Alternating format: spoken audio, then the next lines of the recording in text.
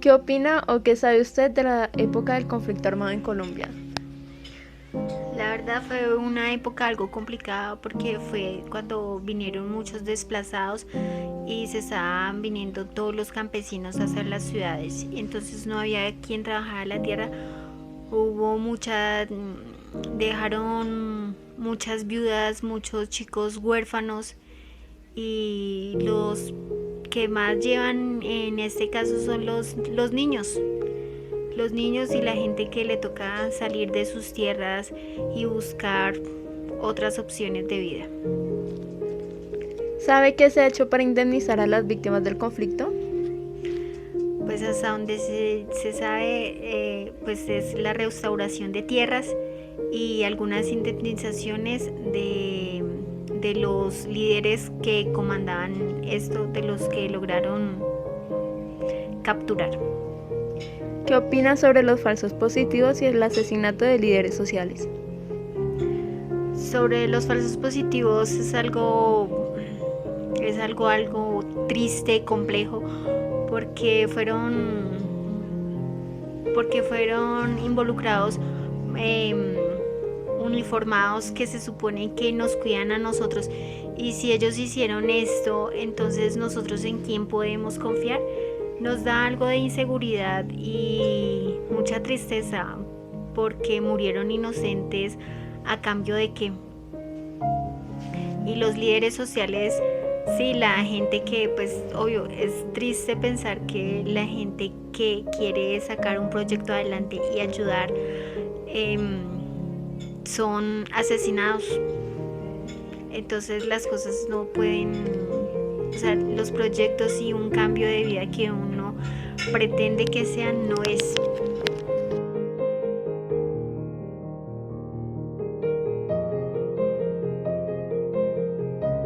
¿Qué opina o qué sabe usted de la época del conflicto armado en Colombia? Sé que es una época oscura del país que vive en conflicto por más de 50 años y obvio no estoy de acuerdo en que por más de 50 años hayan muerto muchas personas inocentes y consigo el país haya estado en un atraso económico, social y cultural. Eh, ¿Sabe qué se ha hecho para indemnizar a las víctimas del conflicto? Tengo entendido que con el acuerdo de la guerrilla junto con el gobierno se comprometieron en la reparación de las víctimas retornándole las tierras, evitando más desplazamientos, apoyos económicos, etc. ¿Conoce usted la JEP y qué sabe sobre ella? ¿Qué sé con respecto a la JEP? Sé que es la justicia encargada de la reparación de las víctimas y también es la encargada de aclarar y juzgar todo lo ocurrido durante el conflicto bajo la supervisión de gobiernos internacionales. Ya. ¿Qué sabe usted sobre el asesinato de líderes sociales? El asesinato de los líderes sociales se ha venido presentando porque los líderes sociales son las personas encargadas de dar a conocer al pueblo el tema de la corrupción, de la drogadicción, de toda la corrupción que hay por parte del gobierno, y pues por eso están callando a esa gente. ¿De qué manera? Pues matándolos. Ya. ¿Qué sabe usted sobre el asesinato de líderes sociales? El asesinato de los líderes sociales se ha venido presentando porque los líderes sociales son las personas encargadas de dar a conocer al pueblo el tema de la corrupción, de la drogadicción, de toda la corrupción que hay por parte del gobierno, y pues por eso están callando a esa gente. ¿De qué manera? Pues matándolos. El conflicto armado en Colombia es una era pues difícil de Colombia que empezó en 1960 y que pues supuestamente en este momento ya terminó, pero pues todavía la tenemos realmente vigente porque supuestamente las FARC y demás se habían desmovilizado por supuestos acuerdos, pero pues realmente nunca se ha llegado a nada realmente estable. En el momento nos tienen engañados con una falsa paz. En cuanto a la indemnización de las víctimas del conflicto, ni siquiera han sido capaces de pedirles disculpas, ni siquiera los han arreglado con nada, no han indemnizado a ninguno, porque pues como ya lo había dicho, pues, todo es una farsa. Entonces realmente no ha pasado nada con las víctimas y la verdad siguen ahí con su dolor y con todo lo que les ha dejado las secuelas de la guerra. Para mí la JEP es como pues su sigla lo dice, es la Justicia Especial para la Paz, pero pues realmente se ha vuelto más una justicia o un tribunal, en pocas palabras, perdón. Es un tribunal que realmente ha favorecido a la guerrilla, que no ha sido capaces de reparar a las víctimas, ni siquiera han sido capaces de pedirle perdón a Colombia por todos los años de crímenes y demás. Y pues la verdad es como más bien una organización que se ha encargado más bien de beneficiar. Fue creado inicialmente para hacer una justicia transicional, pero pues realmente en ese momento lo que ha sido es una justicia alcahueta con ellos, un tribunal alcahueta para las FARC. Sí conozco de gente que ha sufrido de este conflicto, yo lo vi en carne propia, yo estuve en las filas como policía, en mi pueblo de donde yo soy, de Tumaco, Nariño, pues las FARC y los demás entes criminales nunca han dejado de existir. En este momento no se muestra por noticieros, pero allá todo el tiempo hay guerra, porque todo el tiempo están las FARC, están y las BACRIM, están demás organizaciones criminales que se toman el pueblo, pero nunca ha pasado nada.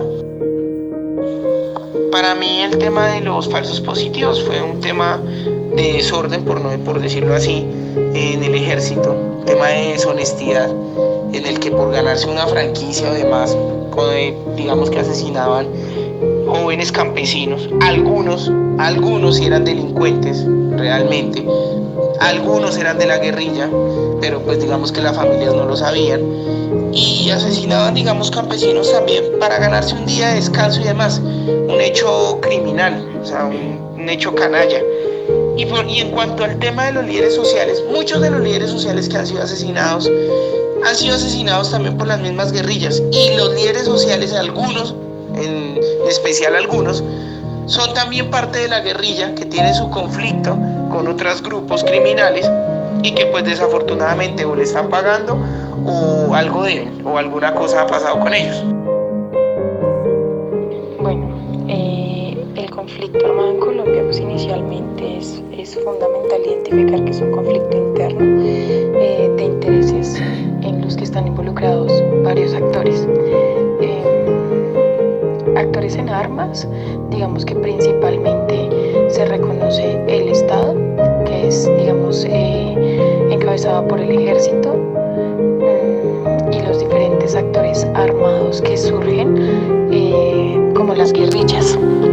Sin embargo, en ese recorrido que hay y de los diferentes acontecimientos que hay en ese periodo, surgen otros actores como paramilitares, paraestatales, que tienen, digamos, un papel fundamental en el desarrollo que ha tenido en Colombia.